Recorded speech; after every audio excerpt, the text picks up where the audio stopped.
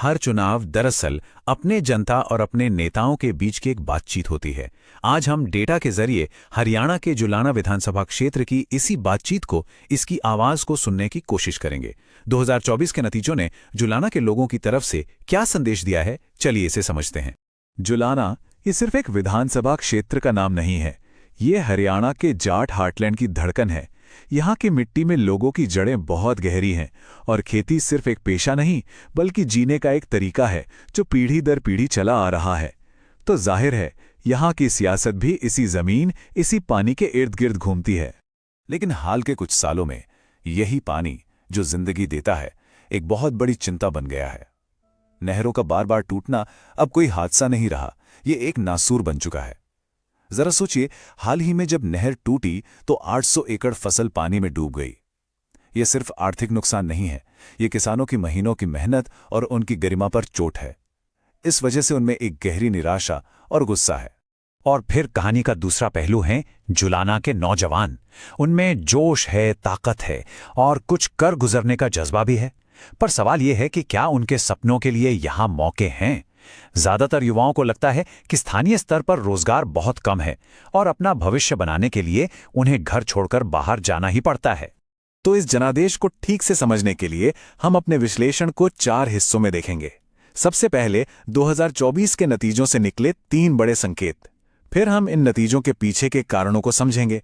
उसके बाद जुलाना के चुनावी इतिहास पर एक नजर डालेंगे और आखिर में इस जनादेश के आधार पर भविष्य के लिए शासन का एक ब्लूप्रिंट क्या हो सकता है, इस पर बात करेंगे।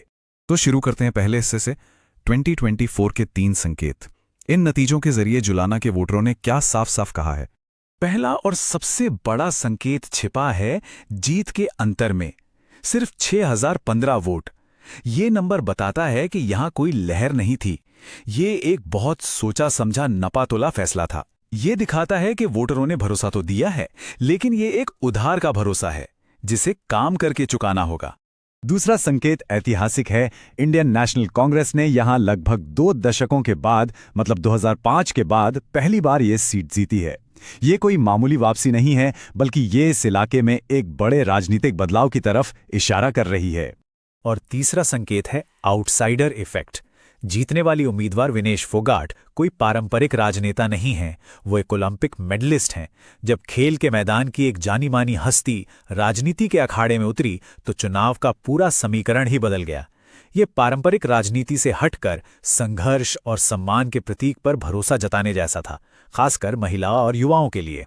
तो ये थे 3 बड़े संकेत, एक करीबी मुकाबला, एक ऐतिहासिक वापसी और एक आउटसाइडर का असर। लेकिन सवाल है कि ये संकेत बने कैसे? अब हम पर्दे के पीछे चलते हैं और उन आंकड़ों और रणनीतियों को समझते हैं जिनसे ये नतीजा निकला। अब जरा इस स्लाइड पर नजर डालिए। यहां जो दिख रहा है वो किसी को भी हैरान कर देगा। 2019 में कांग्रेस का वोट शेयर था महज 9.84% और 2024 में ये सीधा उछलकर लगभग 52% हो गया। राजनीति में इतना बड़ा स्विंग बहुत कम देखने को मिलता है। तो सबसे बड़ा सवाल यही है, आखिर ये हुआ कैसे? देखिए, इसके पीछे कई बड़े कारण थे। पहला, जाट वोटों का एकीकरण। जुलाना में करीब 45% वोटर जाट समुदाय से हैं, जो पहले अलग अलग पार्टियों में बटा हुआ था। इस बार ये काफी हद तक एक साथ आया। वहीं बीजेपी की गैर जाट वोटों को जोड़ने की रणनीति उतनी कामयाब नहीं रही। और इन सबसे ऊपर एक मजबूत मुद्दों पर आधारित कहानी और महिलाओं और युवाओं का वोट देने के लिए बड़ी संख्या में बाहर निकलना। कहते हैं हर चुनाव की एक आत्मा होती है।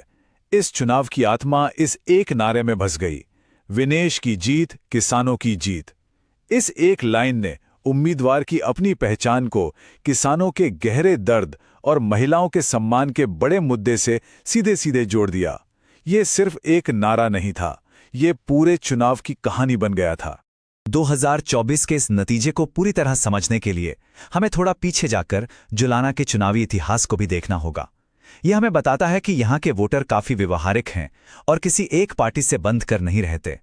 जरा ये टाइमलाइन देखिए, ये जुलाना के वोटरों के मिजाज की पूरी कहानी कहती है। पिछले करीब 3 दशकों में जुलाना ने कई पार्टियों को मौका दिया है। 1996 में एचवीपी, 2000 में कांग्रेस, फिर आईएनएलडी का लंबा दौर, 2019 में जेजेपी और अब 2024 में एक बार फिर कांग्रेस। ये पैटर्न बिल्कुल साफ दिखाता है जुलाना की वफादारी किसी पार्टी से नहीं, काम से है।